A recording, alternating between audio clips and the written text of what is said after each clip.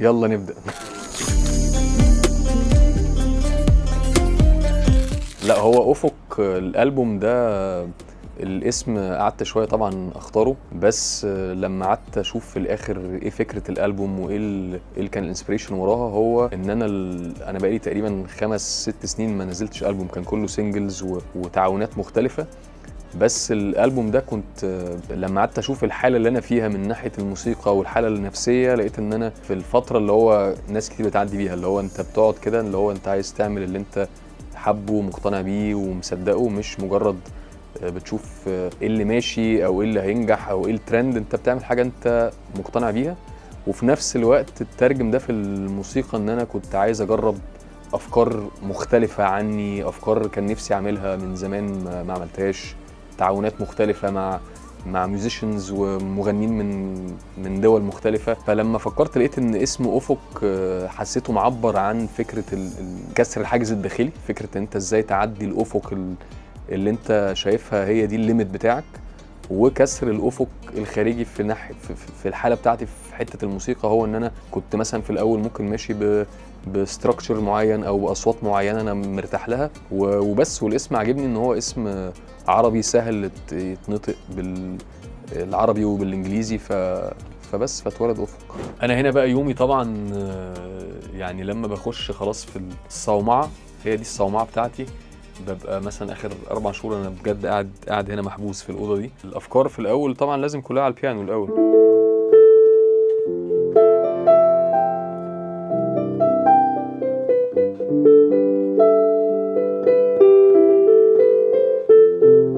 بس اول ما بلاقي الفكره اللي انا مبسوط لها بقى، ساعتها بقى بننقل على السيشن ونبدا بقى نبني التراك حته حته. بس دي بتبقى اصعب، يعني بالنسبه لي اصعب مرحله هي التقفيل الاخير، اللي هو انت بتاخد القرار النهائي في اختيار التوزيع والاصوات، وفي الفكره انك تلاقي الفكره ان هي في الاخر هي الفكره. لو اللحن انت مبسوط له هتلاقي نفسك مكمل في التوزيع وانت مبسوط يعني، بس لو لحن مش مرتاح له بتبقى طبعا صعبه يعني. بس بعد كده بقى بنخش في التوزيع. فده مثلا ده تراك من التراكس اللي هتبقى في الالبوم ده، اللي هي الصوفي المغربي.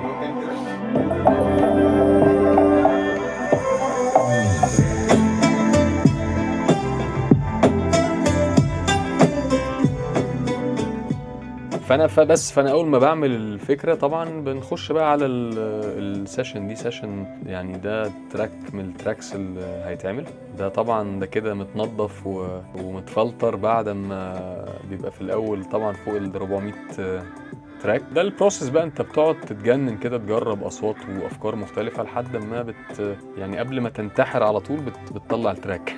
هو الالبوم افق ده فيه 10 تراكس، منهم واحده انترو، وعامل فيهم يعني هم 7 تراكات انسترومنتال موسيقى بس، و3 دول عامل فيهم كولابوريشنز فيتشرز مع، يعني عامل واحده بالعربي واحده بالانجليزي واحده بالفرنساوي، ديسكو فيوجن اب بيت شويه. ده الفرنش. ده انا من زمان كان نفسي اعمل حاجه في الصوت ده. فلما عملت المزيكا ساعتها قعدت بقى ادور مين الصوت اللي انا حاسه ممكن يليق عليها، فتواصلت مع مغنيه اسمها إلم او اماندا اسمها الحقيقي، من الناس اللي احنا يعني لما بعت لها حصل كليك مره واحده، عجبتها المزيكا قوي، قعدنا نجرب رايح جاي. هي اللي حتى كتبت الليركس بتاعت الاغنيه وبس. ومن الحاجات اللي انا مبسوط بالتعاون بيها الصوفي المغربي دي مع مغنيه مغربيه اسمها أميمة.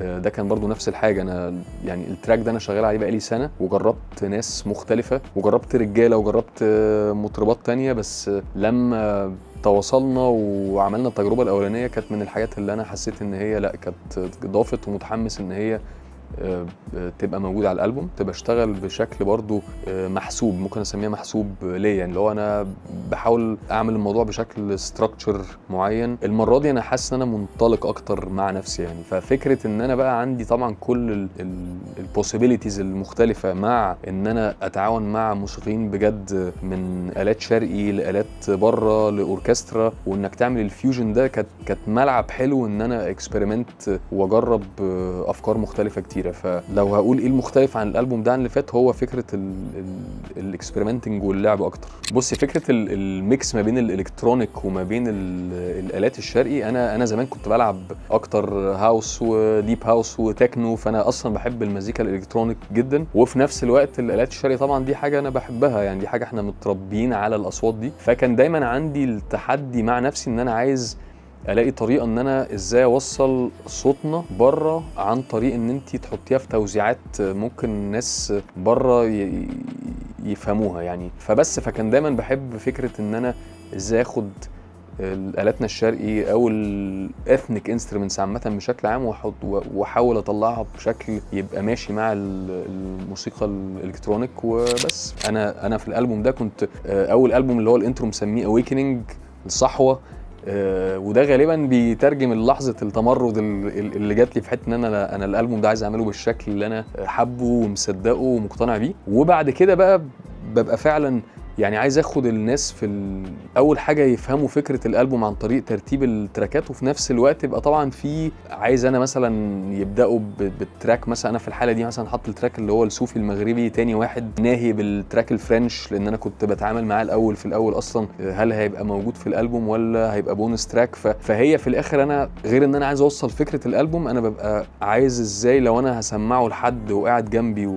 وعايز اسمعه ايه قبل ايه عشان يفهم قصه الالبوم والفلو. هو ده اللي انا قعدت يعني رتبت بيه الالبوم. فهو الترتيب واختيار الاسامي ده بيبقى طبعا اصعب مرحله، بس في نفس الوقت امتع مرحله يعني. بص هي الفكره ان انا من الاول اخترت فكره الفيوجن اصلا عشان الموضوع ده، لان انا كواحد مستمع بسمع باندز وناس كتيره بقى ليهم مثلا ممكن يغير في الثالث، فبقى في اكسبكتيشنز او بتحس ان هو الباند غير من روحه. فانا من دي 1 اصلا مختار امبريلا الفيوجن عشان ما تحكمش في جونرا معينه. فكنت عايز دايما العب بحته ان انت عادي انا النهارده عملت تراك الكترونيك، تاني يوم عملت حاجه زي خلخال اللي هي مصري صرف بروح السبعينات والثمانينات. فده من ناحيتي انا ان انا بس احط كونسبت او امبريلا ليا بحيث ان انا ما احسش ان انا غيرت من لوني. بالنسبه للفانز انا بالعكس بحس ان دورنا كارتست ان انت تاخد الفانز في الرحله معاك في الاكسبيرمنتنج، يا اما هتبقى مع الوقت الصوت اللي انت بتعمله ده هيموت لان انت الدنيا بتجري بشكل سريع جدا يعني. بس انا بحاول العبها يعني مثلا الالبوم اللي هنا ده حتى لو انا مجرب افكار مختلفه كتيره عامل بالعكس يعني. مثلا تراك افق